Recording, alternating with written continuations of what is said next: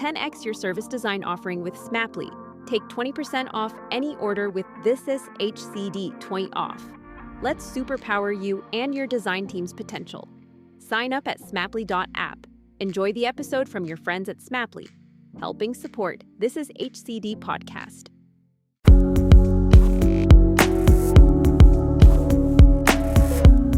Hello, my name is Gerry Scullion and welcome to Bringing Design Closer, which is part of the This is HCD Network. I'm a service design practitioner and trainer based in Dublin City, Ireland. Bringing design into organisations is hardly ever straightforward. It always comes with its own unique set of problems. In Bringing Design Closer, the podcast, we discuss with thought leaders around the world what has worked for them in enabling design revolutions to occur. Whilst at the Leading the Product conference in Stockholm recently, I caught up with Roman Pichler, widely considered to be an expert in agile methodologies and product management. He's a sought-after trainer and is an author of 2 books, most recently Strategize, a product management book. Now, in this episode, we speak about the role design plays within agile, often considered to be the silver bullet in enabling transformations to occur. We chat about the roles of product manager and what actually a product owner is in Roman's eyes. It's a great episode for anyone looking to better understand the role of agile and design. So let's jump straight in. Roman Pichler, a very warm welcome to Bringing Design Closer. Thank you. Thanks for having me on the podcast, on the show. Yeah, and I'm delighted to be here. We're coming live from Stockholm. We're over at Leading the Product conference. It's fantastic and I really enjoyed your talk this morning. Thank you. Give us the title of your talk again. Product Strategy Success Factors. Yeah, that rolls off the tongue, doesn't it? It does. Oh, yeah. So there was loads to talk about, and I think our listeners would find great value in trying to understand, first of all, a little bit more about what you do. We'll come to that in a minute, but we'll talk a bit more about around the roles of product and product manager, and specifically, and how that intersects with design teams. So let's go back to my first question. Tell us a little bit about yourself, where you're from, and what you do. So I'm based in the UK, in Buckinghamshire, just outside London. Beautiful part of the world. Oh, it is, yes. So I'm fortunate enough to live on the Chilterns, so in a few hills, which is nice to pop out and do some cycling or walking and running. So yeah. But I work as somebody who teaches product people and consults organizations, helping them assess their product management capabilities and improve product management. Yeah, nice. I noticed you do public trainings and private trainings as well. That's right, yeah. I run public workshops and then engage with clients to do some consulting and coaching. And you've written 2 or 3 books I saw on your website. That's right, yes, yeah. Yeah, which is fantastic. One of the things that I really enjoyed this morning was the product vision board. And I know there's lots of different types of canvases that people use. First of all, tell us a little bit more about where that came from. So Product Vision Board originally emerged from the work that I was doing. I think writing an earlier book, Agile Product Management with Scrum.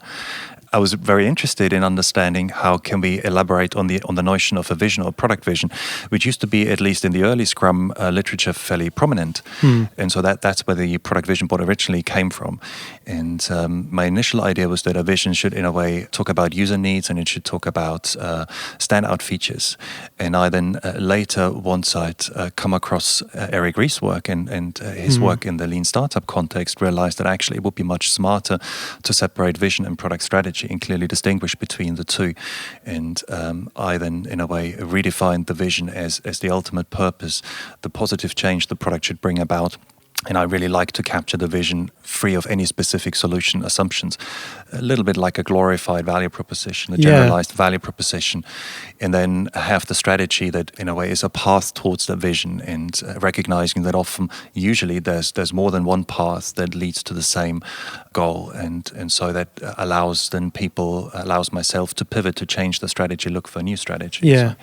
So, I think the example I was using this morning is an example I like to use in my work if I wanted to develop a product that helps people become more aware of what they eat and how much they eat, then the vision would be healthy eating. Yeah. Then it might be a digital product that maybe interacts with the smart scales and a smartwatch, or it might be writing a book and selling a book, or it might be running workshops on mindful eating in order to help people improve their eating habits. So, different strategies can lead to the same vision. So So that's a little bit sort of the historic background of the vision board. Of the vision board. How does it differ between a value proposition canvas? Yeah, the value proposition I'm sure you've been asked that before. Is a nice tool by Alexander Osterwalder. Yeah. And I think what Alexander Osterwalder realized once he offered the business model canvas, which is another great structure, another great tool and template, is that business models are ultimately only successful if the value that the product creates for the customers and users is strong enough, is compelling enough. And then he created the value proposition canvas. And from what I remember, it encourages people to look into pains and gains and jobs that the product should do for the users. And then maps it back to potential products. That's right, yes, and builds a connection back to the business model canvas, I think. So the product vision board that I offer is related, is similar. And in a way, I've asked myself, what is the simplest possible way to capture a vision and capture the related strategy?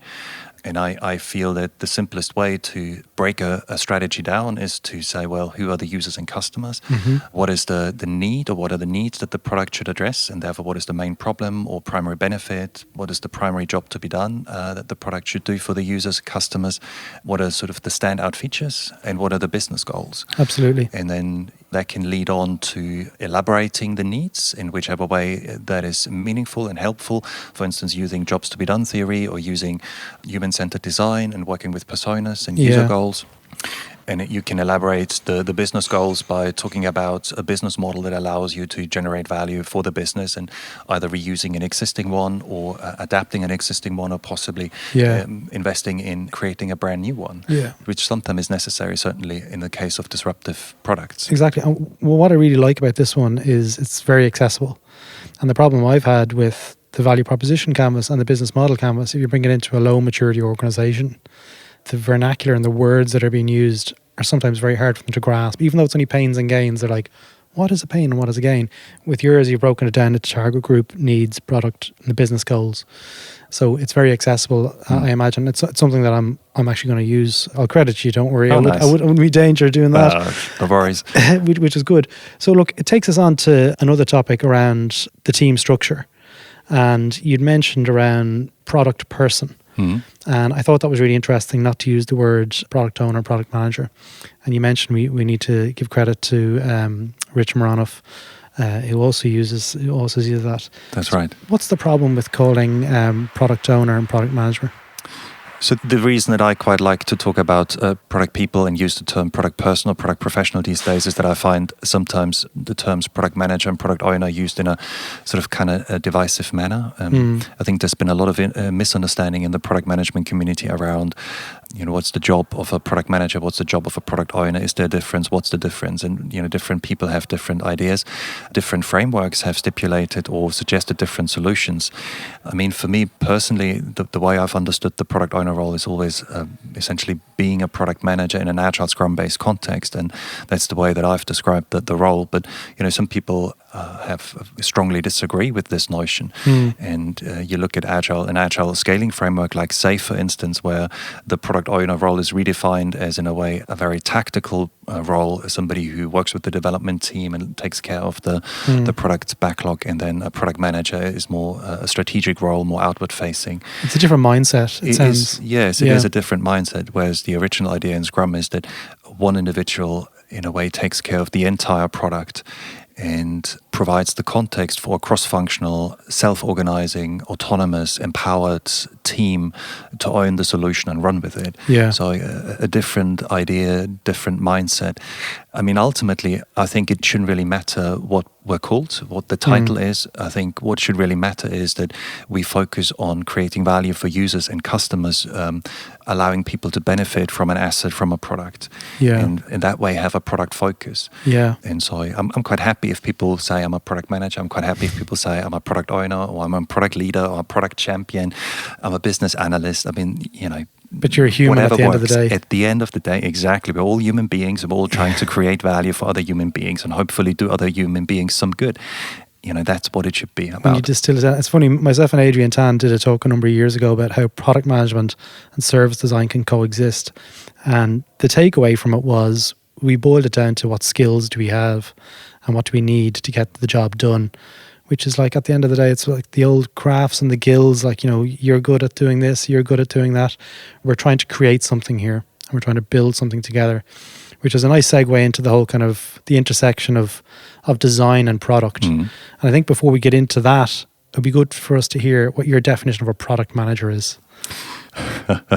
My definition of a product manager is somebody who, similar to what I've already suggested. The product owner, yeah. Well, yeah, somebody who creates value for a distinct group of people, users, customers, and somebody who creates value for the business or facilitates the value creation for users, customers, and the business, and thereby interacts with people from various business units and influences them and brings them together and exercises a form of leadership. Yeah. So that's in a way my definition of what a product manager, product owner, product person should in a way be about. Yeah. So where have you seen product and design work really well? Like, in terms of in terms of structures and outputs, like in terms of ownership of design or ownership of product. Talk to us a little bit more about that. My idea of how product and design fit together is that I feel product people should in a way provide the context and enable a self-organizing team that ideally consists of designers and developers and other roles required to create a product that offers a great user experience and has the right quality.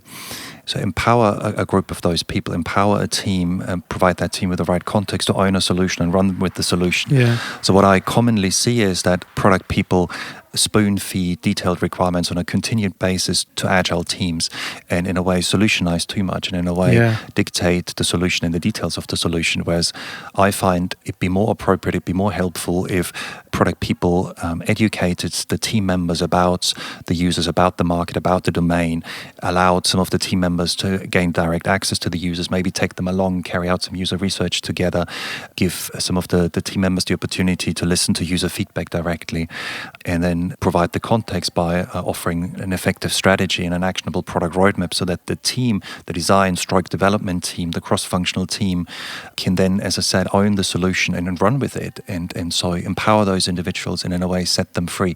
Yeah.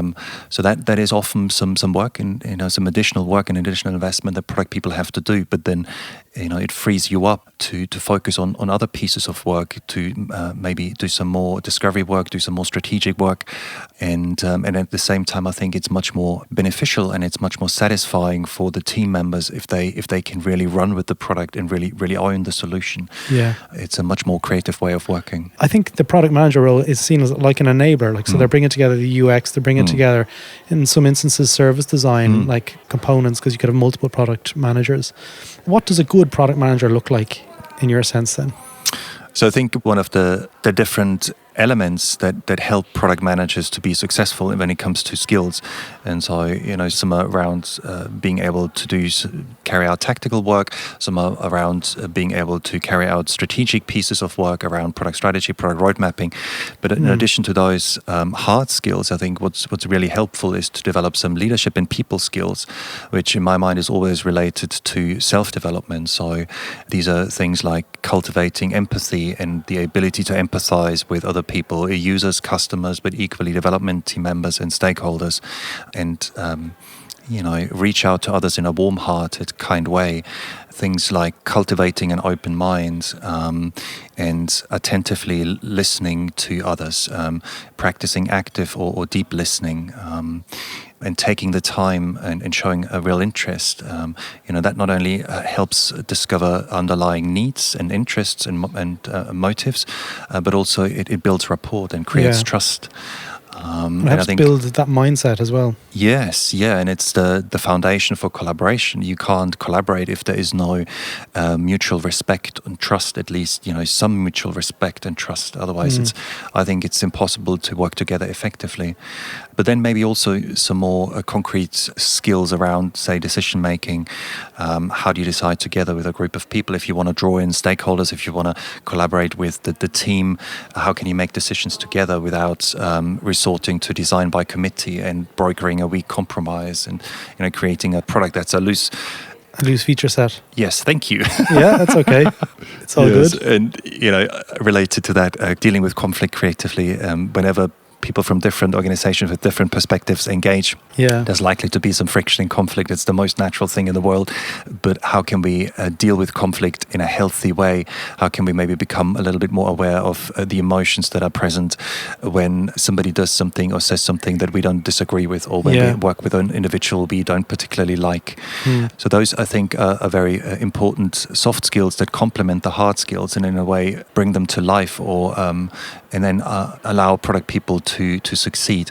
I've been doing this exercise on one of my courses, my product owner course, now for a number of years, where on the first day after lunch, I asked people to imagine that they doing an interview and asked to hire new product people, new product owners. And I asked them, so what would be the critical qualities, the critical traits that you'd be looking for? And, consistently people come up with the soft skills that I've just mentioned.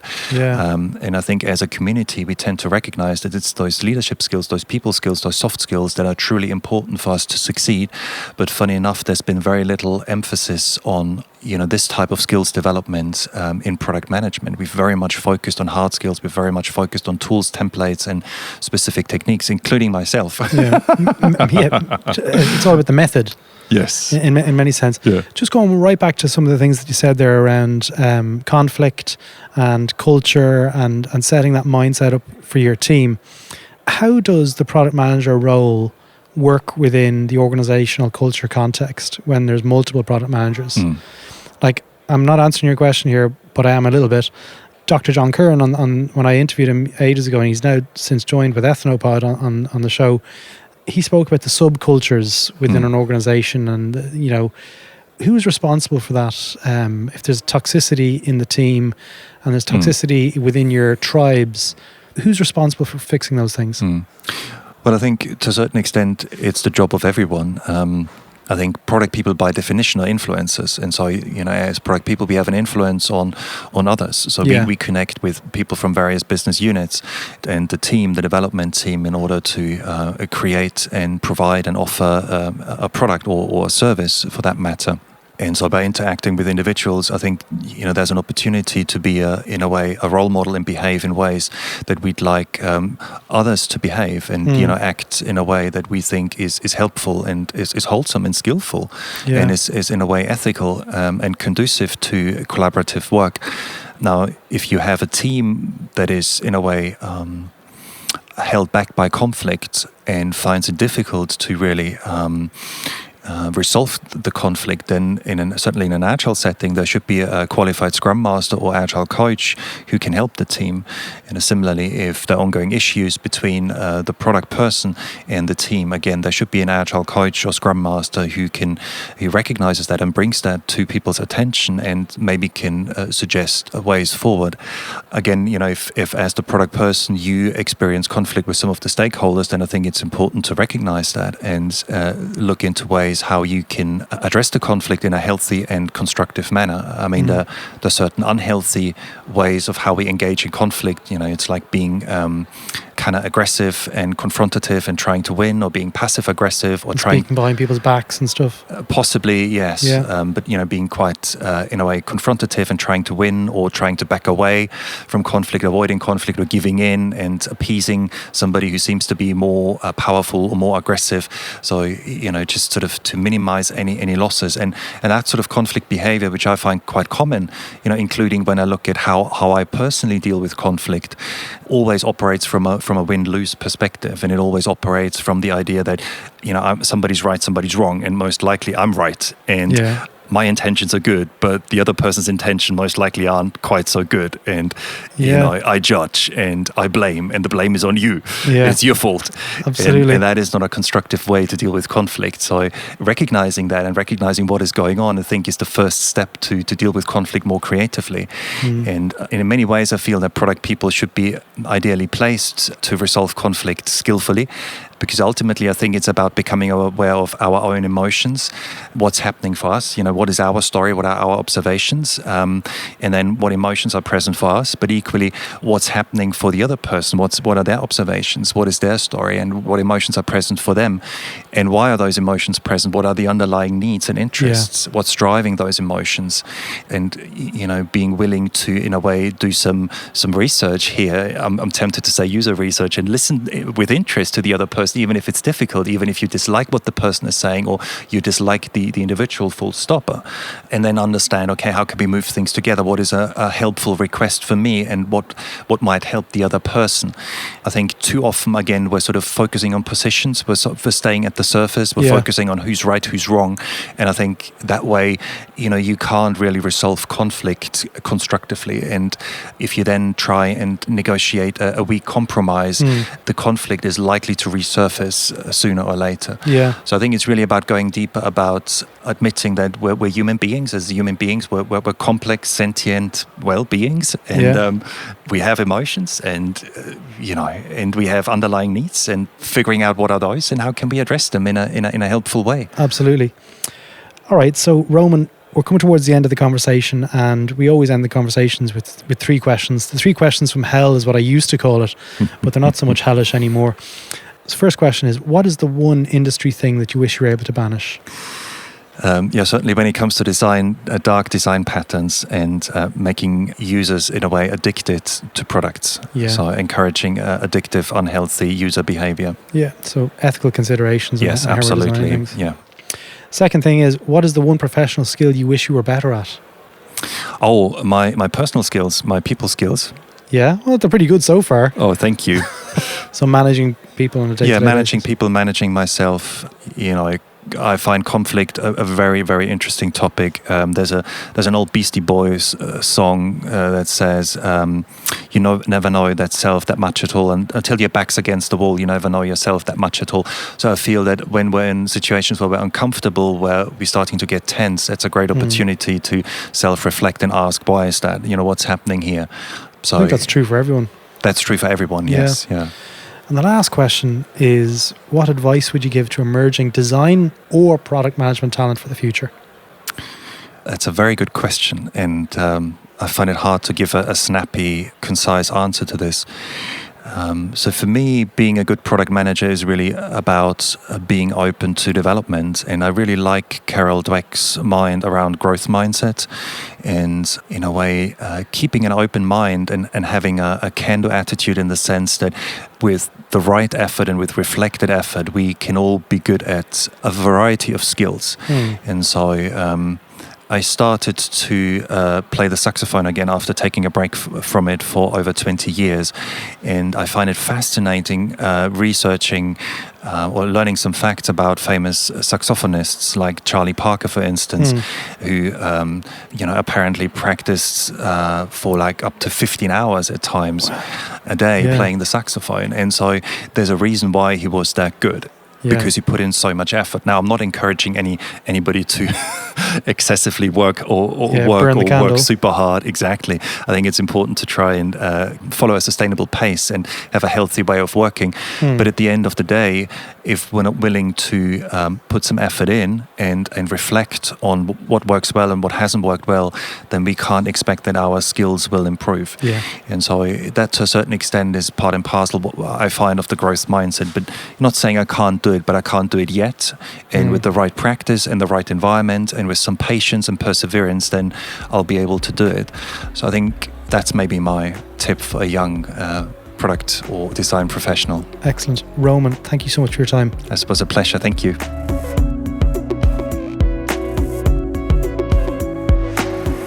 So there you have it. Thanks for listening to Bringing Design Closer. If you want to learn more about the other shows on the This Is HCD network, feel free to visit thisishcd.com, where you can also sign up to our newsletter or join our Slack channel, where you can connect with other human-centered design practitioners around the world. Thanks for listening, and see you next time.